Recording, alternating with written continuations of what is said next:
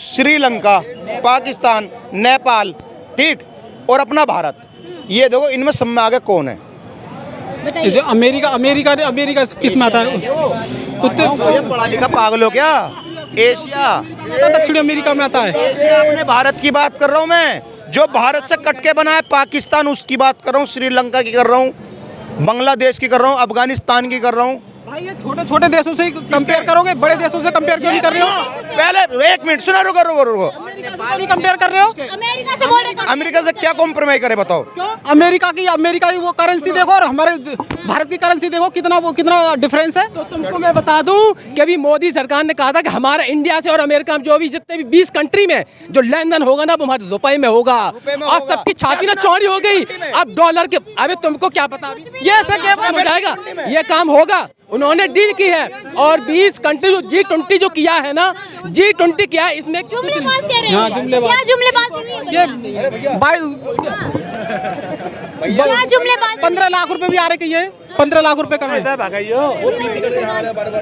15 लाख रुपए हर 15 लाख रुपए आपको जुमले लगे, क्या कहेंगे? 15 ये कह रहे 15 लाख। देखो किस ये रुको सुनने दो।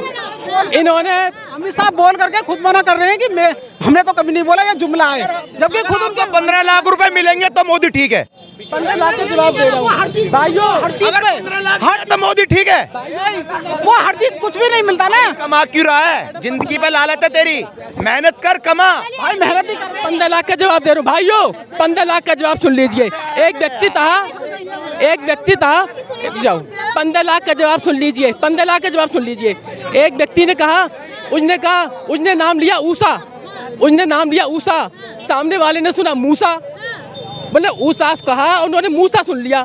अब मोदी जी ने एक उदाहरण दिया था कि ब्लैक मनी इतनी लोगों ने कर रखी है कि अगर ये ईमानदारी से सभी वापस कर दें तो हमारी गरीब के अकाउंट में 15 लाख में पड़ सकता है। एक उदाहरण दिया था, यह नहीं कहा था कि 15 लाख रुपए दूंगा। और मुझे बता दिए भैया कि 15 लाख रुपए दे देने के अमीर गरीब हो जाएगी, ये कभी ऐसे नहीं। देश ठप हो जाएगा पैसे देने से, मेहनत करने से ही देश आगे बढ़ता है। लॉकडाउन में फ्री राशन बटा भाई मेरे, पहले मेरी बात तो सुनो। फ्री जब सुनो पहले मेरी बात तो सुनो। आपको राशन वैक्सीन जो लगी उसके लिए क्या कहेंगे? क्या? वैक्सीन लगी थी, पैसे लगे थे आपके? उसमें भी घोटाला किया सरकार ने, उसमें भी घोटाला किया। अरे मैम अगर कोई एक वैक्सीन अगर 50 रुपए की है तो उसमें 150 रुपए सरकार के उसमें 50 रुपए की वैक्सीन होगी। अरे मैम मैं नॉर्मल बता रहा हूँ कि अगर मान लो 1000 की होती है तो उसमें 2000 रुपए का एक्स्ट्रा वो करके नहीं है उसमें। कहाँ ड्यूटी करके आ रहे हो आप? कहाँ ड्यूटी करके आए हो? चलिए ठीक है, ये बता दीजिए, मोदी आप कह रहे हैं कि बदलाव चाहिए आपको, तो मोदी के अलावा कौन है जो अच्छा कर सकता है विकास? ये बताइए। मैम दिल्ली के अंदर मेरे को तो केजरीवाल अच्छा लगता है। केजरीवाल अच्छा लगते हैं। जी 45 करोड़ के एक बात बताइए, उनके मंत्री जो जेल में है, मैम बीजेपी के भी है ऐसे तो, बीजेपी घोटाले कर, मैम शराब घोटाला कर। बीजेपी की सरकार है तो बीजेपी की सरकार पे कोई एक्शन नहीं ले पाता, उनकी सरकार पे कोई अभी मनीष सिसोदिया गया जेल में, अब केजरीवाल जाएगा सीबीआई। बिल्कुल 45 करोड़ रुपए। अभी क्या था, गाड़ी नहीं लूंगा, फलाना नहीं लूंगा। 45 करोड़ रुपए घर में लगा रखे हैं। क्यों लगा रखे हैं भाई? आप उनके टॉयलेट देखिए, किचन देखिए, ड्राइंग रूम देखिए, बहुत पैसा, जनता का पैसा सब बर्बाद। मान लो भाई मेन मसला जो है वो है नौकरियों का। नौकरियों को जो कहा था इस टाइम, हाँ बेरोजगार। आप कितना पढ़े लिखे भैया ये बताइए? मैं तो खैर फिलहाल में पढ़ा लिखा हूँ नहीं है जी। फिर आप नौकरी की बात कर रहे हैं? है आप नौकरी की बात वो है बात। आप पढ़े कितना लिखे ये तो बताइए ना। 6 क्लास तक पढ़ा लिखा हूँ मैं। घर में फिलहाल में 6 क्लास अभी कर रखा है आपने? 6 क्लास पास। पढ़ाई छोड़ो मुझे, ऐसे मान करो 7-8 साल हो गए। घर में बड़ा मैं उस टाइम। एक बात बताइए, चलिए एक बात बताइए, आपने पढ़ाई छोड़ दी है, आप कहने की सरकार आपको रोजगार भी दे दे, आप काबिलियत रखेंगे तब रोजगार। कह रहा है कि रोजगार हमें दे दे। जो पढ़े लिखे बंदे हैं, जो नौकरियां कर रखे हैं, पढ़े लिखे हैं। एक बात बताइए, मैं आपकी बात सुनने आई हूँ, आप यहाँ अपनी बात करेंगे ना, आप अपनी बात कीजिए। आपको क्या दिक्कत आ रही है? मैं आपकी बात सुन। इस सरकार में कुछ दिक्कत नहीं है। फिलहाल मसला ये, इस सरकार में काम बेहतर भी हुए, बहुत बढ़िया काम हुए। मेन चीज हाईवे, और भारत में बहुत बदलाव भी हो गया है। मेन मसला जो है महंगाई का, महंगाई इस सरकार में बहुत हो गई। अच्छा, क्या महंगाई लग रही है बता दीजिए। महंगाई देखो हर चीज में है। किस चीज़ में? पेट्रोल पे रेट बढ़ गए बहुत क्या ज्यादा। कह रहे हैं? पेट्रोल पे रेट बहुत बढ़ गए थे। पेट्रोल का रेट बढ़ गया। 108 रुपए तक पहुंच गया था पेट्रोल। डीजल वाहन में जी कितने वाहन है तुम्हारे घर? 2004 में रुकिए, 2004 में बीजेपी की सरकार में सुन लो गिन रहे हो। महंगा होगा तो गाड़ी कौन खरीदेगा? गरीब आदमी तो गाड़ी खरीद ही नहीं पाएगा। वो पहले तो ये 4 गाड़ी हैं आज की रेट में। एक घर में 4 में 2 भी, 1 भी है। 2004 में अटल बिहारी वाजपेयी की सरकार गई, उसके बाद में आई है कांग्रेस की सरकार। उस समय पेट्रोल था 35-34 रुपये लीटर, मुझे याद है। 10 साल शासन किया और दूसरे किया जब ज़्यादा समय 2014 में गई कांग्रेस, तब 75 रुपये की लीटर पेट्रोल था, सबको याद होगा। तो अब मोदी शासन को कौन सा पेट्रोल मिला? 75 रुपये लीटर। अब 10 साल हो गए मोदी सरकार को, तो उसके हिसाब से डबल कर दो तो 150 रुपये लीटर पेट्रोल होना चाहिए। क्या रुपये मिल रहा है डीजल? तो उन्होंने कंट्रोल करके रखा है। सरसों का तेल ले लो, आप आटा ले लो, हर कहीं भी आप कैलकुलेशन गूगल से निकाल के देख लीजिए। तो मोदी सरकार ने कंट्रोल कर रखा और विकास ज़्यादा किए हैं। और ये कहते हैं महंगाई महंगाई। अरे भैया महंगाई तब देखो, एक बरस में कितने बच्चे पैदा होते हैं और एक वर्ष में पूरे देश के अंदर से, कॉलेज में से डिप्लोमा करके कितने स्टूडेंट निकलते हैं नौकरी मांगने के लिए, और एक देश के अंदर कितनी वैकेंसी खाली होती है गवर्नमेंट की, इसका कैलकुलेशन करिए। वैकेंसी निकलेंगी लाखों में और मांगने वाले होते करोड़ों में, तो कैसे बैलेंस ये बनेगा मुझे बताइए। को देखना पड़ेगा सबसे पहले। तो यही तो कह रहे जनसंख्या नियंत्रण कानून, ये सबसे बड़ी समस्या है। दूसरा बेरोजगारी की दूसरी वजह है बढ़ती हुई आबादी, तो दूसरी वजह है ये घुसपैठिए, और तीसरी वजह है ये बढ़ती हुई टेक्नोलॉजी। मैंने अपनी आंखों से देखा हुआ है, कई रोजगार चाहे वो गवर्नमेंट के हो प्राइवेट हो, जैसे जैसे टेक्नोलॉजी आई रोजगार खत्म हो गए हैं।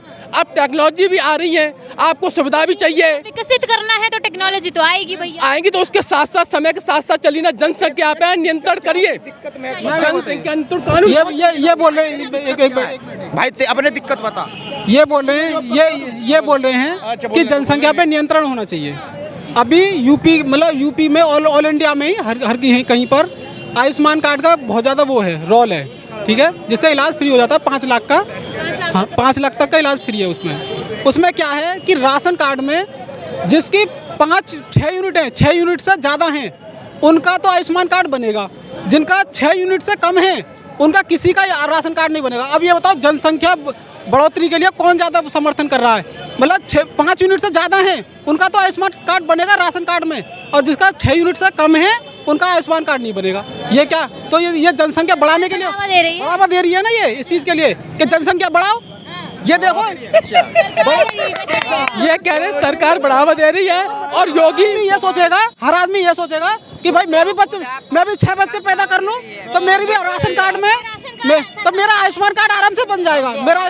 तो ये जनसंख्या बढ़ोतरी के लिए कौन समर्थन कर रहा है? ये कह रहे हैं कि सरकार बढ़ावा दे रही है और योगी सरकार जनसंख्या नियंत्रण कानून ला रहे हैं, UCG ला रहे हैं, CAA ला रहे हैं, NRC ला रहे हैं, इतना कुछ डिप्लोमेंट करने जा रहे हैं और इनको समझ में ही नहीं आ रही बात। मैं आयुष्मान कार्ड बनाता हूँ, मैं पंचायत सहायक। इस भाई को पाकिस्तान घूमने की जरूरत है, जब समझ में आएगी। अलग गलत नहीं, अमेरिका चले जाओ, कहीं भी चले जाओ, जब अपने देश की अहमियत बताएगी।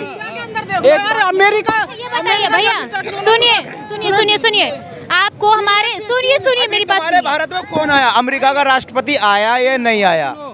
टेक्नोलॉजी जो भी लाता है चीन लेके आता है। चीन जब भी कोई नई टेक्नोलॉजी आती है चीन लेके आती है सबसे पहले। भारत में यार कौन सा ऐसा वो इतना वो है? अभी देखो अभी चंद्रयान 3 पे जो के सिवान थे, उन्होंने वो रिसर्च का मतलब वो करके चंद्रयान 3 साउथलैंड पे साउथ पोल पर वो चंद्रयान 3, हाँ, उसमें उनका कोई रोल नहीं। जगह जगह मोदी के पोस्टर लग रहे हैं और चंद्रयान 3 के साथ। तो मतलब मोदी का कितना हिस्सा उसमें, मोदी ने कितना रिसर्च किया उस चीज पे, साइंस का, किसी का, वैज्ञानिक का। कौन दे रहा है? तनखा कौन दे रहा है? 3 साल से किसने कह दिया है? किसने किया? मैंने ये न्यूज़ पढ़ी थी, पढ़ी मैंने यूट्यूब पे देखा था मैम, यूट्यूब पे देखा था, यूट्यूब पे डेटा रिसर्च किया? मैम उनको राहुल गांधी की फेसबुक आईडी तो नहीं देख ली? मुझे तो कुछ ऐसी लग रहा है। पप्पू जी की आईडी देखी होगी, पप्पू की आईडी देखी क्या होगी। कहेंगे सर? चंद्रयान जो गया, बता रहे हो, ये तो सिस्टम है, ठीक है ना, ये किसी का पर्सनल नहीं है, इसरो का पर्सनल नहीं, तो इंडिया का सिस्टम है, ठीक है ना, तो उसमें तो मोदी का नाम आएगा, आएगा ना? वो तो है ही। मोदी अपना नाम चमका रहे हैं। अरे ऐसे कैसे है? अब हमारे पेरेंट्स का नाम आएगा, अगर जो हम चमकेंगे तो हमारे पेरेंट्स का नाम आएगा, हमारे तो पेरेंट्स हैं वो। इनको क्या दिक्कत हो रही है भैया? पता नहीं, उनको आपसे उनसे पूछिए। कांग्रेस के भेजे हुए मुखबरी है कोई, ये कांग्रेस के भेजे हुए मुखबरी है।